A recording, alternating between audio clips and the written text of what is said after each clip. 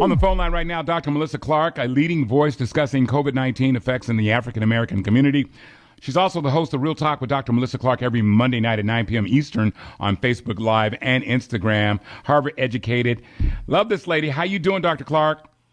I am doing great, Russ. How about you? We're hanging in there, hanging in there.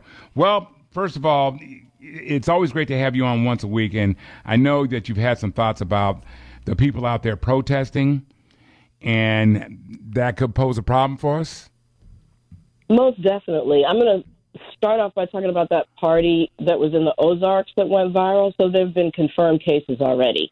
And the protests are going to be no different because people have been really close, getting arrested and being put in cells together. So we are expecting that the numbers are going to go up. So that's why I say it's important to have a protest plan and a post-protest plan. The protest plan, of course, carry your own hand sanitizers and wipes. Wear a mask, stay physically distant if at all possible, at least 6 feet. And then after the protest, immediately when you get home, self-isolate from those people in your household who are vulnerable. You might have to wear a mask around them and stay 6 feet away. Wipe down all the counters and shared spaces in your house. But the day you get home, make a appointment for 4 or 5 days later to go get a COVID-19 test. There are places that will administer them even if you have no symptoms. Let's talk about the potential effects of racism on health. Well, we as African Americans and other people of color, we have the regular stressors of everyday life, but we also have to think about racism because it keeps getting thrown up in our faces. But racism causes the very stress that promotes ill health. And as I went through my own emotions about this week, I was reminded about a medical study about racism in our DNA. It basically showed that black men exposed to racism, when they allowed it to affect them mentally and make themselves think of themselves as less than, it had the most damage to their DNA, that wear and tear kind of damage that's seen with premature aging and lots of illness in your system. But those black men who did not let racism affect their self-image had healthier looking genes that showed none of the signs of that wear and tear and premature aging.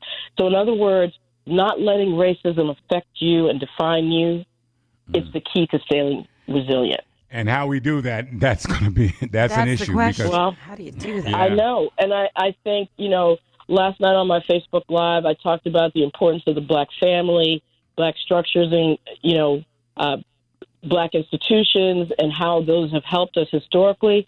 And then also, too, the very mental health that we need, often we are denied. But destigmatizing it, I know there are foundations out there like the Boris Henson Foundation that are giving 5 free sessions for counseling. They started it under COVID-19. I'm sure they're going to be continuing it with all the protests happening. So, seek out those trusted members of the community, pastors, mental health counselors, etc.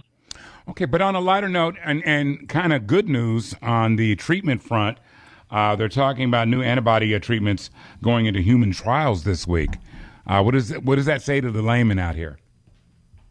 So antibodies are the proteins that your body produces after any infection, and they're specific for the agent that caused the infection. So in the case of COVID-19, they've recovered antibodies that are specific to the virus from people who've had the illness. So now the human trials are to figure out when to give them. It looks like earlier on in the disease might be better, what the dosage is, if it's safe, if it's effective.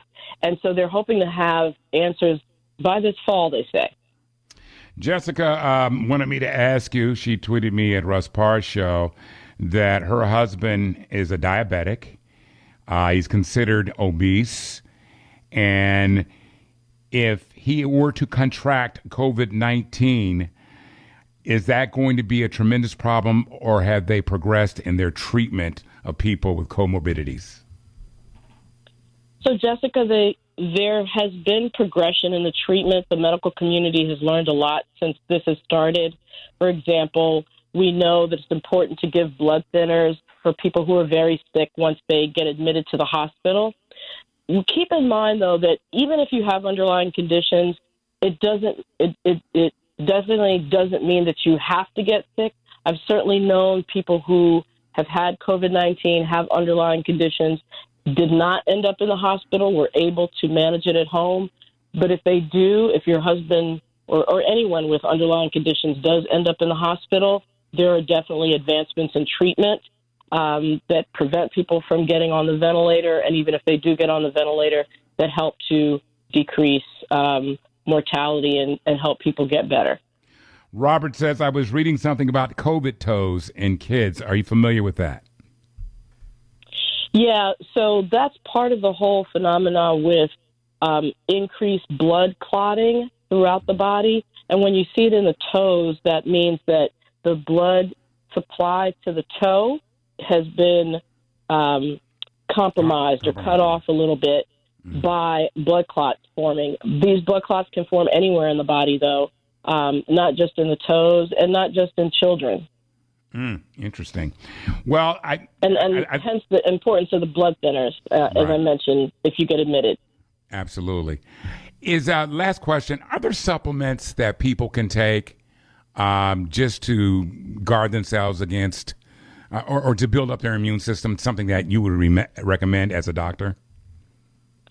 So there are some supplements that have had some antiviral activity, such as vitamin C, zinc, and turmeric is an anti-inflammatory, selenium. I would say those are all ones that either decrease chronic inflammation of the body or help to build immune system, and there's medical literature to support that.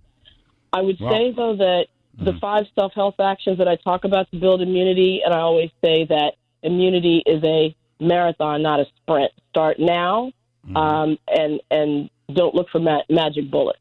Absolutely. Dr. Melissa Clark is really great. And of course, you can check her out.